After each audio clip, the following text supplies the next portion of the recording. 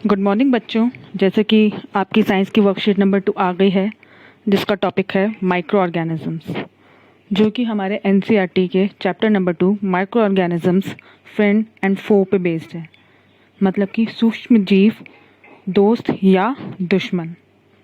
तो ये दोस्त और दुश्मन कैसे हैं, ये तो हम आगे जाके पढ़ेंगे। पहले हम पढ़ते हैं व्हाट आर माइक्रो ऑर्गेनिजम्स, यानी कि सूक्ष्म जीव होते क्या हैं। तो सबसे पहले ये देखिए, we have seen several kind of plants and animals. However, there are other living organisms around us which we cannot see with eyes alone. These are called microorganisms or microbes. For example, आप अपने आसपास बहुत सारे जीव देखते हैं, कुत्ता, बिल्ली, कीड़े मकोड़े। इन सबको आप अपनी नग्न आंखों से यानी कि नेकेड आइज से आराम से देख सकते हैं। तो ये माइक्रो ऑर्गेनिजम्स की कैटेगरी में नहीं आती। जैसे कि नाम ही है माइक्रो, माइक्रो मतलब जो साइज़ में छोटा होता है। तो माइक्रो ऑर्गेनिज्म वो जीवाणु होते हैं, वो जीव होते हैं जिनको आप अपनी जिनको आप अपनी नग्न आंखों से नहीं देख सकते। अब ये इतने छोटे हैं तो इनको कैसे देखेंगे? इनको आप माइक्रोस्कोप की मदद से देखते हैं, जिसको सूक्ष्मदर्शी हिंदी में हम कहते हैं। ये तो आपके हो गए माइक्रो ऑर्गेनिजम्स। लेकिन ये माइक्रो ऑर्गेनिज्म पाए कहाँ जाते हैं? वहीं जहाँ पे आप लोग रहते हो, आपके एनवायरनमेंट में, आपके सराउंडिंग में, आपके आसपास ही ये माइक्रो ऑर्गेनिजम्स एग्जिस्ट करते हैं। और ये किसी भी टेम्परेचर में पाया जा सकता है, ठंडी सी जगह से लेकर गर्म से गर्म, चाहे रेगिस्तान हो, चाहे कोई पोलर रीजन हो, आइस कोल्ड रीजन हो, माइक्रो ऑर्गेनिजम्स हर जगह सर्वाइव करते हैं। अब हम यहाँ पे पढ़ेंगे, these observation show that water and soil are full of tiny organisms. मतलब आपके आसपास चाहे वाटर हो चाहे सॉइल हो, हर जगह आपको टाइनी ऑर्गेनिजम्स नज़र आएंगे। The micro organisms and microbes are so small in size that they can not be seen with the unaided eyes.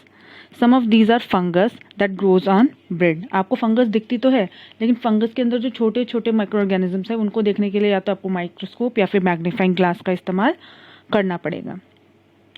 Micro organisms are classified into 4 major group. क्या है वो 4 major group? Bacteria, fungi, protozoa and algae. Okay, these are the 4 major groups of microorganisms.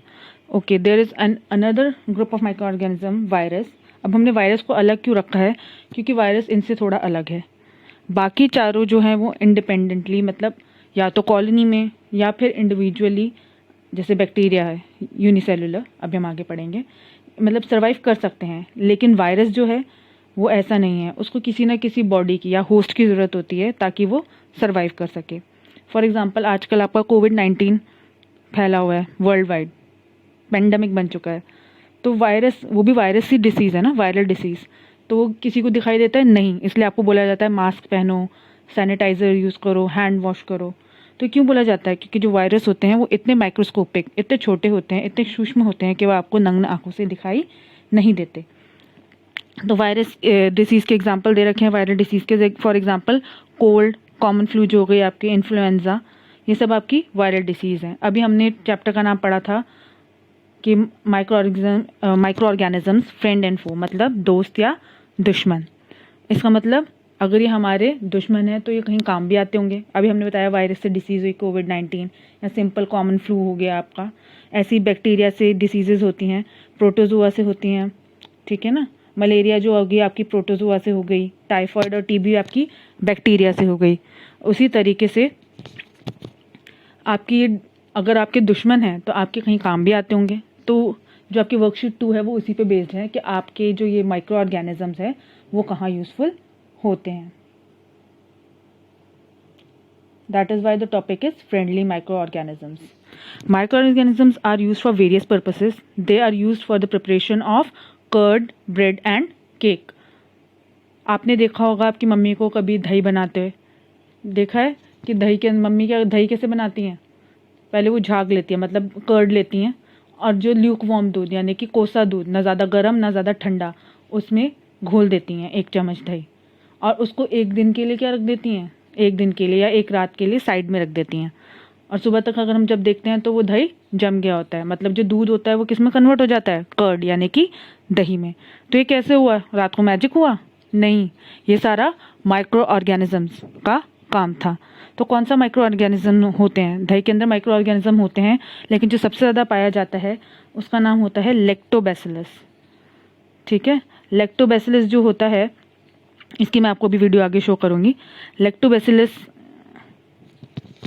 आपका जो होता है वो curd formation के अंदर काम आता है, ठीक है।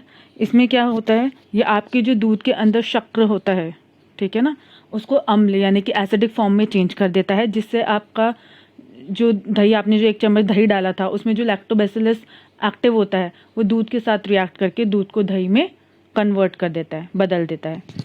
इससे रिलेटेड मैं आपको अभी एक वीडियो शो करती हूँ।